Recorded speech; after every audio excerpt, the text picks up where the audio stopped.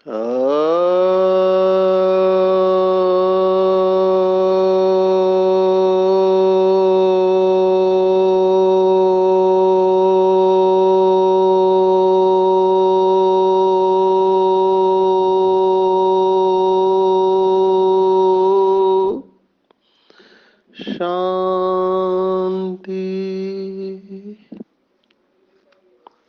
आज 13 मार्च 2023 भारत में सोमवार है। Today is 13 March 2023 and it's Monday in Bharat. आज की मुरली का जादुई रहस्य स्वयं को प्रेरणा देने के लिए magical secrets of today's Murli for motivating the self. आज की पूरी मुरली बाबा ने भगवत गीता को याद किया है। लौकिक श्रीमद् भगवत गीता का चौथा अध्याय, 8वां अध्याय और 9वां अध्याय प्रमुख रूप से आए हुए हैं। बाकी भी अध्याय के श्लोक अप्रत्यक्ष रूप से आए हुए हैं। आज की पूरी मुरली को दो शब्दों में हम सार रूप में कह सकते हैं, और वो दो शब्द है ब्रह्मा का दिन और रात। ये बहुत इंटरेस्टिंग है। वैसे ब्रह्मा को बाकी धर्मों में एडम या आदम कहा हुआ है, लेकिन बाकी धर्म शास्त्र जो है उसमें ऐसे शब्द नहीं आता है कि एडम का दिन और रात या आदम का दिन और रात। केवल भगवत गीता में ही ब्रह्मा का दिन और रात ये श्लोक आता है। जो भी बाबा के बच्चे हैं जिनको लौकिक श्रीमद् भगवत गीता में इंटरेस्ट है और जो Bhagavad Gita study group join किए थे, उनको पता है कि हमने 8वें अध्याय में अक्षर ब्रह्म योग में 28 श्लोक है, उसमें से ये 17वें श्लोक पर हमने काफी समय लिया था। 17वां श्लोक बहुत इम्पोर्टेंट रहा। वैसे 8वें अध्याय में काफी सारे श्लोक हैं जो हमने देखे, तो ये जो 17वां श्लोक है, सहस्त्र युग पर्यंतम अहर्यद ब्राह्मणो विदो रात्रिम युग सहस्त्रांता ते अहोरात्र विदो जनः। तो वो सहस्त्र युग को ब्रह्मा का एक दिन कहा है, और ऐसे ही सहस्त्र युग रात्रि कही हुई है। अभी ये कैलकुलेशन आउट ऑफ प्रोपोर्शन है। आज बाबा ने मुरली में कहा हुआ है कि ब्रह्मा का दिन और ब्रह्मा की रात, सो ब्रह्मा कुमार कुमारियों का दिन और रात। केवल ब्रह्मा अकेला तो नहीं है। तो ये बात हमको अप्लाई कैसे करनी है रोज के जीवन में, तो अगर आप चिंतन करेंगे तो आज यही बात अलग तरीके से भी आई हुई है। बहुत अच्छे प्रश्न मुरली में दिए जाते हैं, हम सबको उसके ऊपर चिंतन करना है। इसी के साथ ये दिन रात जो बताए हुए हैं, बेहद का दिन और रात, उसी के साथ सुख और दुख जुड़ा हुआ है। दिन में सुख होता है, रात में दुख होता है। तो बाबा ने आज स्वर्ग नरक, या जिसको क्रिश्चियनिटी में हेवन और हेल कहते हैं, या फिर जिसे इस्लाम में जन्नत और दोजक कहा हुआ है, ये भी इंटरेस्टिंग है कि ये तीन जो प्रमुख धर्म है उसमें बहुत सारी बातें सिमिलैरिटीज है, माना समान रूप से आई हुई है। जैसे स्वर्ग नरक की बात आई हुई है, वैसे ही डूम्स डे की बात भी आई हुई है। माना महाविनाश क्रिश्चियनिटी में डूम्स डे कहा हुआ है, और कुरान में कयामत का समय कहा हुआ है। तो बाबा ने आज इसको भी टच किया हुआ है। तो बाबा ने ये सब भगवत गीता की बातें आज की मुरली में अलग अलग तरीके से टच की हुई है, और बाबा ने विशेष अंधश्रद्धा को भी टच किया हुआ है। देखो, लोग जिसे श्रद्धा समझते हैं, भगवान उसे क्लियरली अंधश्रद्धा कहता है। और भक्ति मार्ग में कितनी अंधश्रद्धाएं है, ये आज भगवान मुरली में कह रहा है। सबसे पहली बात हम लेंगे, जो बाबा ने प्रश्न पूछा है कि स्वर्ग में जाने की इच्छा क्यों है, तो बाबा ने बहुत अच्छा जवाब दिया है। कई लोगों को लगता है इनको स्वर्ग में जाने का मोह है, लेकिन बाबा ने आज कहा ऐसा नहीं है। हमें स्वर्ग में जाने का कोई लोभ नहीं है। बाबा ने कहा कि जब तक हम स्वर्ग की स्थापना नहीं करेंगे, तब तक बाकी सब आत्माओं का कल्याण हो नहीं सकता है। कहा बाबा ने, देखो कौन से एंगल से सोचने को कहा है। क्योंकि जब तक हम स्वर्ग की स्थापना करेंगे नहीं, तब तक पुरानी दुनिया की आत्माओं का कल्याण नहीं हो सकता। क्योंकि मेजॉरिटी आत्माएं दुख से मुक्ति चाहती है। अभी मुक्ति में तो लोगों को जाना ही है, आप चाहो नहीं चाहो। एक भी ऐसा नहीं जो मुक्ति में जा नहीं पाएगा, क्योंकि ड्रामा ही वैसे बना हुआ है। तो बाबा ने कहा इसलिए हम स्वर्ग की स्थापना की मेहनत कर रहे हैं, क्योंकि जब तक स्थापना नहीं होगी तब तक परिवर्तन नहीं होगा। बाकी हमको दूसरी कोई भी इच्छा नहीं है। जो लौकिक में अन्य भक्तों की होती है, भक्तों की इच्छा क्या होती है कि भगवान का साक्षात्कार हो जाए, ये उनकी डोमिनेंट इच्छा रहती है। सेकंड का साक्षात्कार हो जाए, कितनी कड़ी साधना करते हैं। लेकिन बाबा कहता है तुमको ये भी इच्छा करने की जरूरत नहीं है, क्योंकि स्वयं भगवान तुम्हारे साथ है हर क्षण, और हम तुमको पढ़ा रहे हैं। तो तुमको साक्षात्कार की इच्छा नहीं है। हालांकि भक्ति मार्ग में ऐसे समझते हैं, बाबा ने कहा कि जैसे श्री कृष्ण का साक्षात्कार हुआ तो उनको लगता है कि वो स्वर्ग पहुंच गए। ऐसा तो नहीं होता है। साक्षात्कार होने से पहुंच तो नहीं जाएंगे। मुझे याद आ रहा है, मैं महाराष्ट्र में मुंबई के बाहर एक भिवंडी तालुका है, वहां पे उनके कॉरपोरेशन में मेरा सेशन था। कॉरपोरेशन के मेन बिल्डिंग में तो एक भाई आकर मुझे मिला, और वो सामने से कह रहा है कि उसको देवत्व की प्राप्ति हो गई है। इतना कॉन्फिडेंटली कह रहा है, और उसके चेहरे पे भाव भी था, माना ये दिखाई दे रहा था कि उसको कुछ दिव्य अनुभव हुआ है। लेकिन वो अभी अपने नशे में है कि मुझे अभी कुछ करना नहीं है, क्योंकि मुझे देवताओं का साक्षात्कार हो चुका है। तो ऐसे भक्ति मार्ग में मान्यता है कि उनको लगता है कि श्री कृष्ण को मैंने देखा, इसका मतलब उसने भी मुझे देखा और हम दोनों साथ में है। बाबा ने कहा यह अंधश्रद्धा है। आप देखो ब्रह्मा कुमारियों में कितने लोगों को साक्षात्कार हुआ है।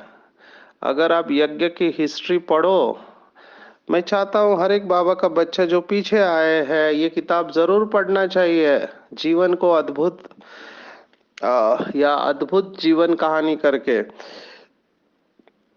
ये आदरणीय हमारे जगदीश भाई ने लिखे पार्ट 2, उसमें दिखाया है कि शुरुआत में जो भी आता था बाबा के पास, बाबा ओम की ध्वनि करते थे तो सभी ट्रांस में जाते थे, और उनको श्री कृष्ण का, श्री राधे का या सतयुग का साक्षात्कार होता था। इवन जब कराची में था तब बाबा ने कहा कि एक पठान थे, पठान, तो उसको भी साक्षात्कार होता था, और वो कहता था कि मैं अल्लाह के बगीचे में जाके आया हूँ। माना जो वर्णन था अल्लाह का बगीचा वो देख के आता था ट्रांस में जाके। तो आप सोचो उस समय कितनी साक्षात्कार की धुन थी। लेकिन क्या ये सब आत्माएं ज्ञान में निकले, या ये आत्माएं सतयुग में आएंगे? ऐसा नहीं है, क्योंकि कई लोगों ने बाबा का हाथ छोड़ दिया, वो भक्ति मार्ग की इच्छा पूर्ण हो जाती है। तो साक्षात्कार से प्राप्ति नहीं है। साक्षात्कार से केवल इतना हो सकता है कि आपको लक्ष्य का पता चलता है। जैसे मुझे भी पर्सनली बहुत साक्षात्कार हुए, लेकिन उसका कोई फायदा नहीं है। थोड़े समय के लिए लाइट दिखती है, आपको अच्छा लगता है, लेकिन उससे संस्कार परिवर्तन नहीं होते। आपको पता चलता है कि परमात्मा बिंदी स्वरूप है, एकदम सूक्ष्म बिंदी है, लेकिन वो चमचम होती है थोड़े समय के लिए, उससे कोई प्राप्ति नहीं है। कई बीके भाई बहने मुझे कहते हैं, हम जब योग में बैठते हैं तो हमको भ्रुकुटी में हलचल महसूस होती है। अभी इससे भी कोई प्राप्ति नहीं है। ये सब भक्ति मार्ग की भावना के अनुसार आपको होता है। कई लोगों को एनर्जी का अनुभव होता है, शरीर गर्म होता है या शरीर से डिटैच हो जाते हैं। अभी इससे प्राप्ति क्या है? जब तक आप परमात्मा के दिव्य गुण और शक्तियों को महसूस नहीं करें और आपके द्वारा अनेक आत्माओं को सुख नहीं मिले, तब तक इसका कोई नहीं। इससे अहंकार बढ़ने के चांसेस होते हैं ज्यादा, क्योंकि कई लोग आज भी दुनिया में ऐसे हैं जो आपको कुंडलिनी के नाम पर बहुत कुछ सिखाते हैं। अभी कुंडलिनी क्या है? अगर हम देखें तो हम तो डॉक्टर है, हम तो डिसेक्शन करते हैं बॉडी को, तो वहां पे कोई ऐसी चीज नहीं है। अगर ये सूक्ष्म शरीर में है तो भी हम ये समझेंगे कि सूक्ष्म शरीर में जो हमारी ऊर्जा है ना, सूक्ष्म शरीर माना फरिश्ता शरीर नहीं। ये भी कई बीके भाई बहनों में भ्रांति होती है। अभी मैं एक बीके बहन से मिला, वो कहती है कि मैं रात को शरीर से डिटैच हो जाती हूँ और घूम के आती हूँ पूरा विश्व। अभी इसका मतलब ये नहीं कि वो फरिश्ता बन गई है करके, ये सूक्ष्म शरीर की यात्रा है। लौकिक में बहुत सारे लोग हैं जो शरीर से डिटैच होते हैं, सूक्ष्म शरीर से, पर वो फरिश्ता नहीं बने हैं। ये कुछ लोगों की साधना होती है पिछले जन्म की, जो इस जन्म में वो डिटैच हो जाते हैं। उनके पास रिद्धि सिद्धि भी होती है, ऐसे भी लोग हैं। उनका भी अपना सूक्ष्म वतन है, उनके गुरु है। तो ये सब भक्ति मार्ग की बातें हैं, इसमें हमको नहीं जाना चाहिए, और बाबा ने हमको इससे दूर रहने को कहा हुआ है। सिद्धियां तीन प्रकार की होती है, सात्विक, राजसी और तामसी। ये राजसी और तामसी सिद्धियों में हमको जाना ही नहीं है। हमारे पास बहुत पावर्स है, और बाबा ने कहा इन पावर्स को केवल विश्व कल्याण के लिए, वो भी निष्काम भाव से यूज करना है। उसका वर्णन नहीं करना है, ये तो अपने आप होने लगेगा। और यही बात आज बाबा ने बहुत युक्ति से बच्चों के सामने रखी है कि बच्चों को, आज एक शब्द बाबा ने कहा बहुत इंपॉर्टेंट है, जो समझदार लोग हैं समझ गए होंगे। बाबा ने कहा अपनी बड़ाई नहीं दिखानी है, अपनी बड़ाई कभी नहीं दिखानी है। मैं तो बहुत अच्छा योगी हूँ, मुझे तो बाबा का ज्ञान बहुत अच्छी तरह से समझ आया है, मैं दूसरों को बहुत अच्छा समझाता हूँ, मेरा योग बहुत अच्छा है, मैं दूसरों को दृष्टि दे के बहुत अच्छा योग करा सकता हूँ या सकती हूँ, मैं 7 डेज का कोर्स बहुत अच्छा करती हूँ। ये अच्छी बात है अगर आप ये सब कर पाते हैं और बाबा के द्वारा आपको वरदान प्राप्त है, ये बहुत अच्छी बात है, इसकी मुबारक हो। लेकिन इसका वर्णन नहीं करना है और गुप्त रहना है। जितना गुप्त रहेंगे और जितना बाप की सदा महिमा करेंगे, उतने हम सुरक्षित रहेंगे। नहीं तो अहंकार की वजह से बाबा का हाथ छूट सकता है। बाबा ने एक मुरली में कहा था कि जिन बच्चों को बाबा टॉप 10 में रखते थे माला में, एक बहन थी, जब साकार में ब्रह्मा बाप और मम्मा थे। अभी बाबा और मम्मा कोई भी ट्रांस में नहीं जाते थे, लेकिन ये बहन ट्रांस में जाती थी। अभी हर बात कोई भी बाबा को मम्मा को पूछना था तो इनके पास आना पड़ता था। तो इस आत्मा को अहंकार आ गया कि देखो मम्मा बाबा भी मेरे को पूछने को आते हैं। तो एक बार भोग लगाना था, तो किसी ने मैसेज दिया कि बाबा ने बोला है भोग लगाना है। तब उसने कहा कि पहले बाबा आके मुझे कहे। अभी ये नुकसान होता है कि जब हमारे पास शक्तियां आने लगती है, तब हम अपने आप को बहुत बड़ा समझने लगते हैं, और जिस समय हमने अपने आप को ऐसे समझा तो हमारा पतन निश्चित है। आज वो आत्मा ज्ञान में नहीं है, इसलिए बाबा ये जो कहता है, बाबा का एक एक शब्द बहुत वैल्यूएबल है और हमको इशारे को पकड़ लेना चाहिए।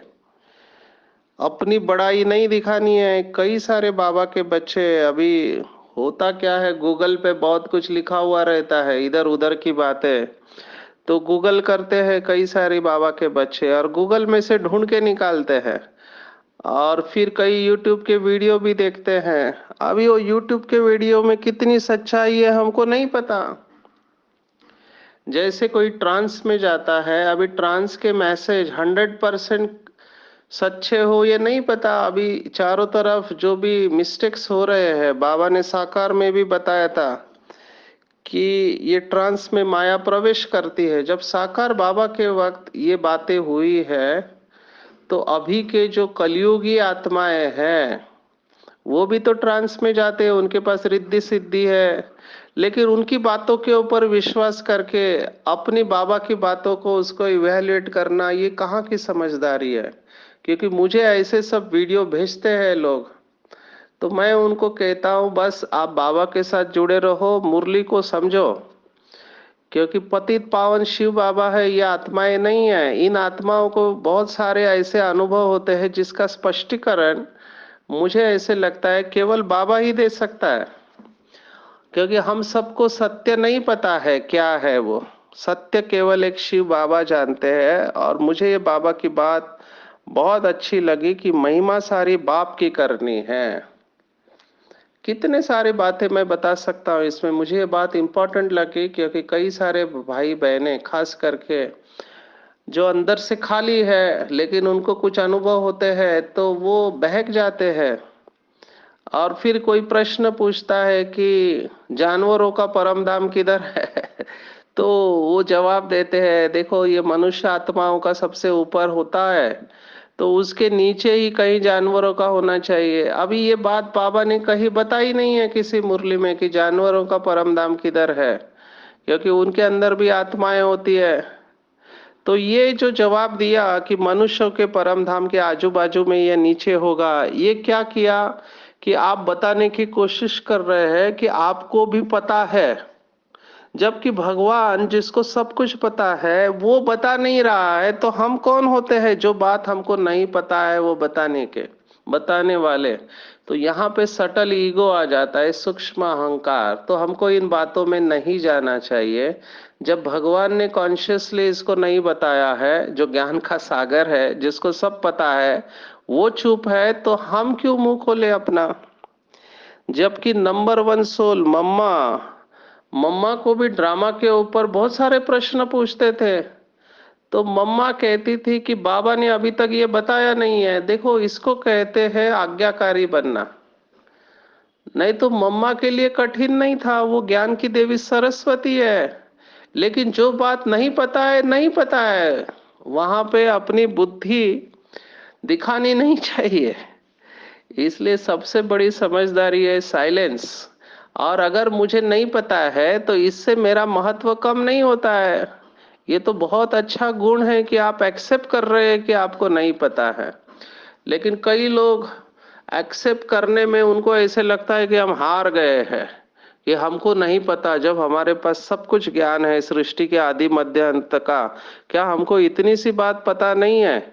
तो फिर वो ढूंढते रहते हैं, शास्त्रों में ढूंढेंगे, इंटरनेट पर ढूंढेंगे और फिर अपनी थेरीज को क्रिएट करते हैं। तो ये सब मुझे ऐसे लगता है नहीं करना चाहिए, क्योंकि ये सत्य है या नहीं है हमको नहीं पता। तो ये सब बताने का भाव ये था कि हमको हमेशा निमित्त भाव से चलना चाहिए। करण करावनहार बाबा है और हम निमित्त है, पूरा कमाल शिव बाबा का है। वंडर इस बात का लगता है कि ये ज्ञान सब बाबा ने दिया, लेकिन कुछ आत्माएं इस तरह से सुनाते हैं जैसे उनको ही ये सब ज्ञान मिला है, डायरेक्ट भगवान ने उनको दिया हुआ है। और फिर ऐसी आत्माएं अपनी पार्टी खोलते हैं, शंकर पार्टी या विष्णु की पार्टी है या ओम मंडली, ये सब क्यों निकल रहा है। क्योंकि वो अपनी महिमा करना चाहते हैं और यहाँ पे ही दाल काली हो जाती है। हमको बहुत नम्रता से चलना चाहिए, निमित्त भाव से चलना चाहिए। बाबा जो कहता है उसका यथार्थ अर्थ हमको समझना है और बहुत बहुत बहुत न्यारे और प्यारे बन के चलना है। शास्त्रों में भी इसके ऊपर वर्णन है। जैसे आप अगर पतंजलि योग दर्शन पढ़ेंगे तो उसमें बताया है कि ये सिद्धियां आपको आते जाएगी। जैसे आप साधना करते जाओगे तो कई सारी सिद्धियां आपको आएगी और सिद्धियां ही आपके लक्ष्य के लिए विघ्न बनेंगे, विघ्न बनेंगी। यहाँ पे कौन सी सिद्धियां है? ब्राह्मण परिवार में जैसे आगे बढ़ते हैं तो बाबा से वरदान मिलने लगता है, तो बाबा से वरदान मिलने लगता है तो ये आत्माएं आगे बढ़ती है, सेवा के अलग अलग मौके मिलने लगते हैं। तो जैसे सेवा के मौके मिलने लगते हैं तो ब्राह्मण परिवार में फेमस होने लगते हैं। और आजकल तो बात ही मत पूछो, कोई भी यूट्यूब का वीडियो बना सकता है, कोई भी बात कैसे भी रिकॉर्ड करके डाल सकता है। और कुछ आत्माओं के पास ये कला होती है। तो हम तो मार्केटिंग के लोग हैं तो हम जानते हैं मार्केटिंग कैसे किया जाता है, तो प्रभावित करने की कोशिश करते हैं। लक्ष्य एक ही होता है कि यूट्यूब के इनके फॉलोअर्स बढ़े, उसके आगे का इंटेंशन पता होता है क्या करना है। तो बहुत सारे भोले भाले बाबा के बच्चे हैं, माता है, वो इसमें फंस जाते हैं।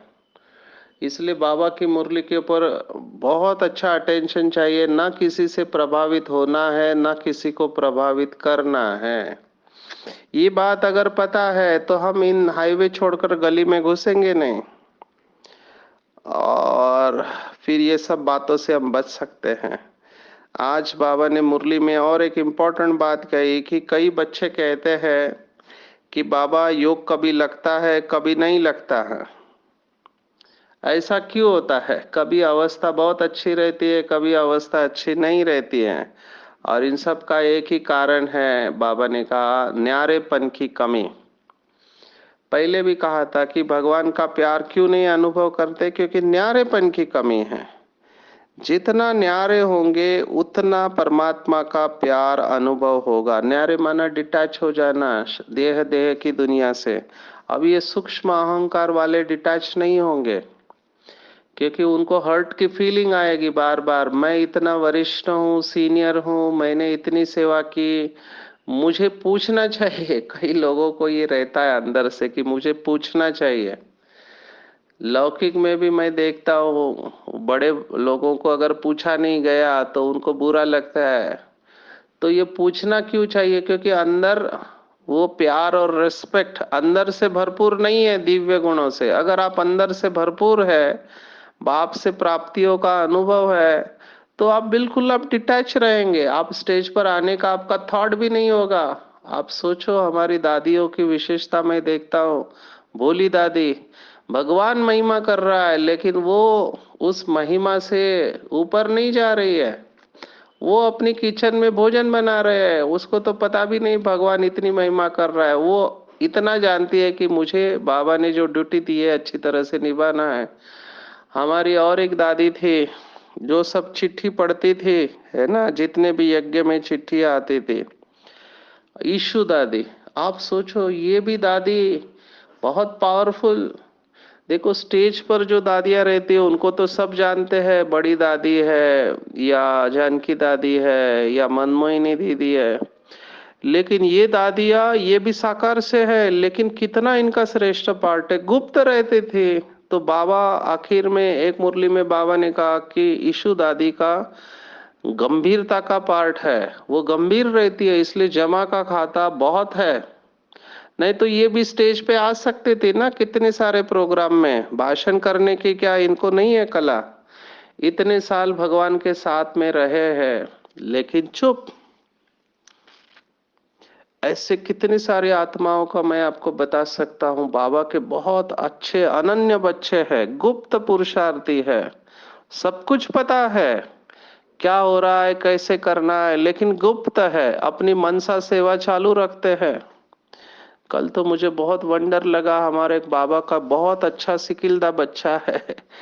मुझे भी वंडर लगा, हमको भी पता नहीं था। अभी देखो, भारत में कश्मीर जैसा स्थान है, अभी उस आत्मा ने मुझे फोन किया तो मुझे भी वंडर लगा कि बाबा के कहाँ कहाँ बच्चे हैं। तो मैंने उनको पूछा कि कश्मीर की लोक संख्या क्या है, तो उन्होंने कहा 80 लाख। मैंने कहा 80 लाख में एक बाबा का बच्चा है जो पवित्र जीवन जी रहा है, वो संपूर्ण पवित्रता को धारण करके बाबा की मुरली सुन रहा है। कितना सिकिलदा होगा, बाबा की, भगवान की, अल्लाह की नजर उसके ऊपर पड़ी। कितना भाग्यवान है ये आत्माएं। अभी इसके ऊपर बहुत जिम्मेवारी है कि पूरे कश्मीर की आत्माओं को शांति देना, है ना। अभी इसके जैसे और भी हो सकते हैं, हमको नहीं पता। लेकिन मैंने उनको पूछा आपको मुरली रहस्य कैसे मिला, तो बोला यूट्यूब के ऊपर सर्च करके आपका लेक्चर सुना, अच्छा लगा, अभी वो पिछले 2 मास से सुन रहा है। तो ये सब क्यों बता रहे हैं आपको कि बाबा अपनी सेवा करवा लेता है। कहीं पर भी कोने में ऐसा कोई स्थान नहीं होगा जहां बाबा नहीं पहुंचेगा, क्योंकि बाबा को सभी को वापस घर ले जाना है। तो कोई भी बाबा का बच्चा दुनिया के किसी भी कोने में है, वहां बाबा का मैसेज पहुंचना ही है। मुझे याद आ रहा है, मैं वो जब 180 देशों का कॉन्फ्रेंस में बाबा ने भेजा था, तब लक्ष्य रखा था कि ये जो 180 देशों के प्रतिनिधि आए हैं, हर एक को बाबा के सेंटर पे लाना है, माना वो स्टॉल पे।